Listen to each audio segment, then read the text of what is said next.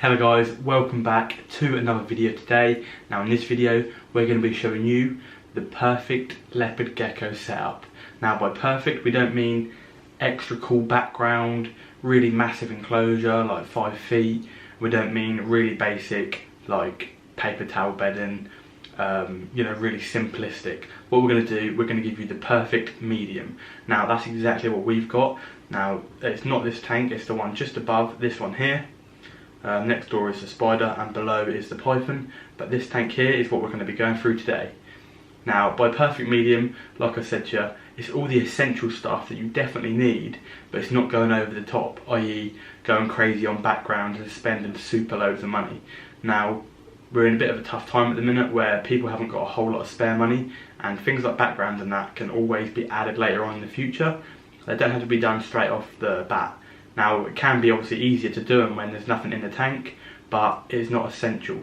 So what we're going to be showing you is the best kind of heat to provide for your gecko, the best kind of areas, i.e.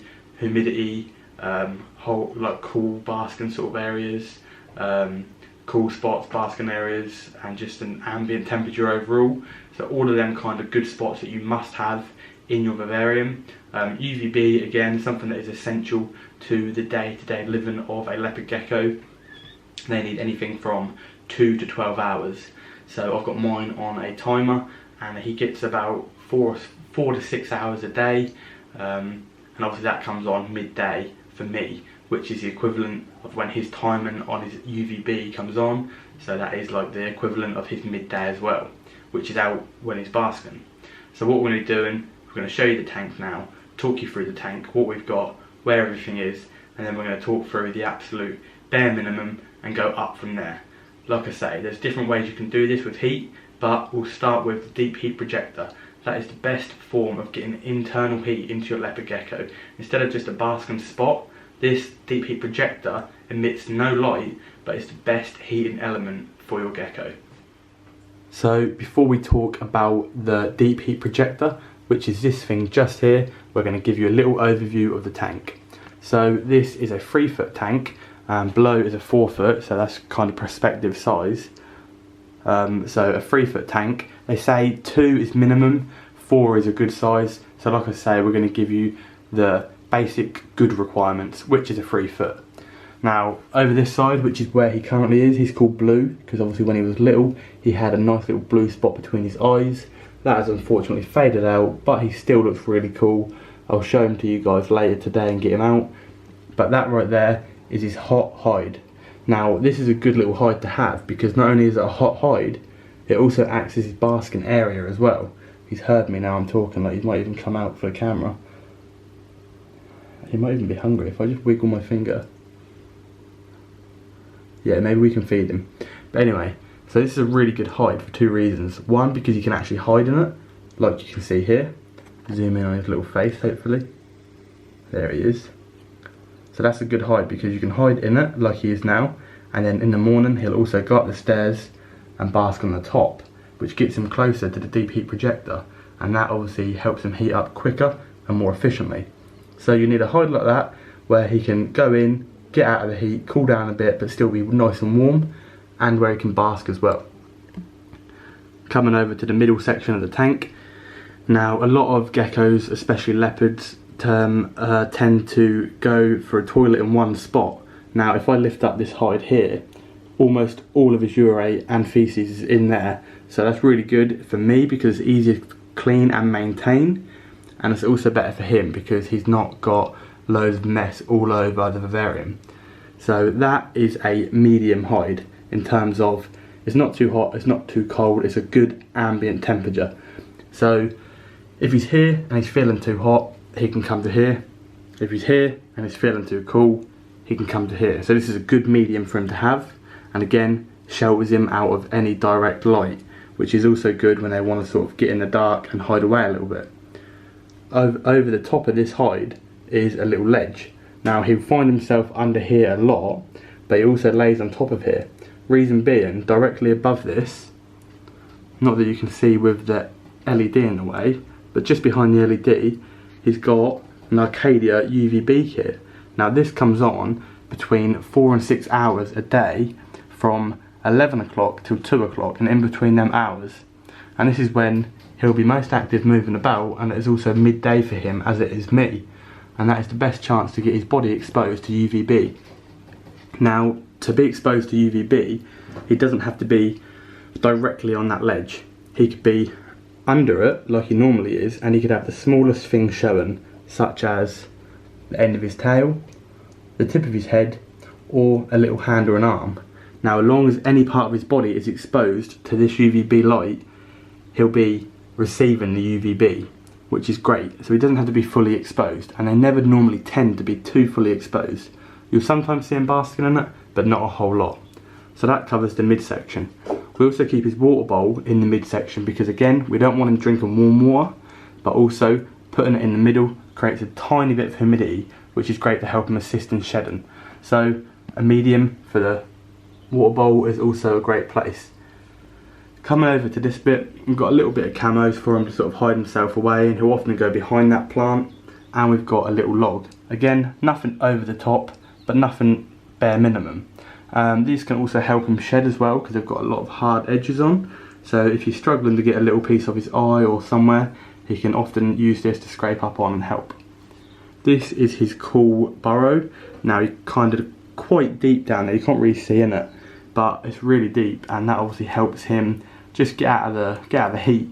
You know, he can cool down, and obviously when you touch that substrate down there, it's going to be a lot cooler than the substrate over here. And this is what I mean by going out to get some heat. Hopefully you'll see him go up the stairs. He's just there. But he'll normally go up there, and that is actually a perfect time to show him off. Look at that. So yeah, really healthy, really fat. Nice little calcium deposits under his arm. No stuck shed. Really nice sized leopard gecko. So back to the cool hide. That is going to be nice and cool, the substrate is going to be cool, and it's just a nice place to, again, get out of the light, get out of the heat, and just cool off. But like you say, when he wants that heat, he can walk up the ledge, which I was saying earlier, and he can go and bask. Now we've got our thermostat probe up there, which is reading 32.5, which is a good basking spot. Now that is exactly where he is now, and as you can see, he'll lay on there, and imagine how warm that is already from being heated all day. So what he'll do, he'll go onto that, warm up and get nice and warm, and then later on, when he's too hot, he can go in there, or he can just cool off. So that is the tank on a basic overview. And again, what we're running heat wise is the deep heat projector, which we'll talk about next, a very simple white python LED 1 foot, and an Arcadia UVB. I'm pretty sure it's 7%, but I'll double check now. Now, after double checking, this is the 7% UVB Shade Dweller by Arcadia. Now this comes as a UVB kit where you can get the housing with the reflective bottom so it penetrates UVB down towards the gecko. You'll also receive the tube, and it is an 8-watt kit which can be interlinked with other Arcadia products such as a Jungle Dawn LED bar. But we're running the white python LED bar, and they go hand in hand pretty good. So now we'll get on to the deep heat projector. Now this is the deep heat projector. Now we don't need a guard on this projector because the gecko, whatever he can do, physically can't access it to burn himself. It might look quite close like this, but when you actually come down to his level, he can no way access it. But if your leopard gecko can access it, you need to make sure that you secure it with a cage. A bit like down here for our snake enclosure. But in terms of deep heat projectors being the best, generally a deep heat projector will serve as a great heat source in a leopard gecko tank, simply because it produces infrared A, B and C with more or less no light, which again is really good. Now it's recommended as a supplement heating element for the whole day, and also to run it for the night as well, to just improve and maintain a good temperature of ambient and basking spot for the whole vivarium. So basically, in terms of this being better for him, given that it produces the infrared A, B and C, that is not something that you could gain from a heat light or a basking spot. So in terms of an all-in-oneer, the deep heat projector is your best go-to heat source. Now it might cost you a little bit more, but in terms of, again, not the bare minimum and not the extreme maximum, this is a great medium. So to set up that perfect beginner leopard gecko vivarium, this is exactly what you'll be after. Also, while we're at it, can we just get a little bit of appreciation for this boy Blue? Look how good he looks. I mean, in terms of speaking for what the setup can do for him, really healthy, really happy, nice little tummy on him, maybe too much of a tummy, he's a little pig, really healthy fat tail, going all the way down to the tip, no stuck shed on the claws or the feet. Again, really vibrant colours, and that is good. He's getting all the UVB that he needs and all the correct heat elements. And look, what a good example he is. He is a really healthy leopard gecko. So guys, that is a pretty basic and simple overview without overcomplicating it. Now, in terms of all the things that you need to know, now obviously a lot of people that watch this will be American or from all over the world, but mostly American. Now I'm in the UK, so we refer to our temperatures as C, though you guys refer to yours as F. But in terms of the heat you want, I'll do it in the American term because again, it's more viewed by you guys, so it would make more sense.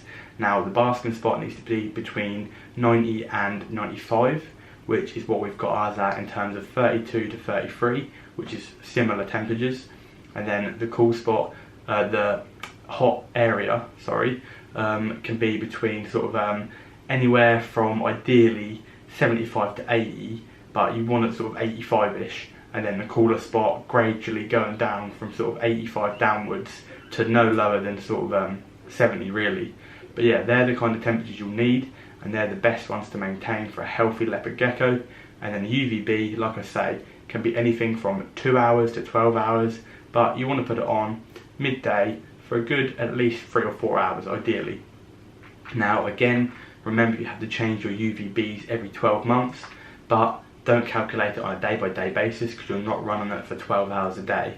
You'll be running it for about half of that at about 6. So really you can replace your UVBs every 2 years, which again is more cost effective for you guys and also doesn't compromise the leopard gecko in any way because you're not pushing the UVB to the absolute maximum, so therefore it should withstand longer, and that will be better off for you and the gecko. And again, keep the water bowl in the middle just to create that tiny bit of humidity, but not too much on the hot side because you don't want your gecko to drink warm water. And again, a couple of little objects in there to help with the shedding and the cystin. But again, Blue has never had no real trouble, so that kind of tells me good stuff that I need to know. He's getting enough calcium, he's getting enough UVB, and again with the food, make sure you are dusting it. Now he has locusts, which are in America basically like hoppers, grasshoppers. He has locusts. I'll try and add a photo up, but you guys know what they are anyway. He'll have locusts, waxworms and crickets, but the majority of his diet will be locusts. Now I just get an old locust tub or an old cricket tub, put some calcium powder in there, pop him in, give it a shake, and he'll lap them up all day long. Again, that is another good way of supplementing your animal, so he's receiving supplements via his food and also via his UVB. And that will try and hopefully make him as happy and as healthy as possible. So other than that, we've basically covered everything. Again, size-wise, it depends on the size of the gecko in terms of the age, but minimum 2 foot really. But a 3 foot is a good perfect medium. And again, if you want to go a little bit extra, you can go a 4 foot, which is what is below us. But yeah, we've got ours in a 3 foot, and that has basically covered everything you need to know. Now, if there's any other questions or queries you've got down below, make sure you hit me up in the comments, and I'll get them answered for you straight away. Anything else you want covered on any of the reptiles or the leopard gecko some more, let us know again in the comments down below.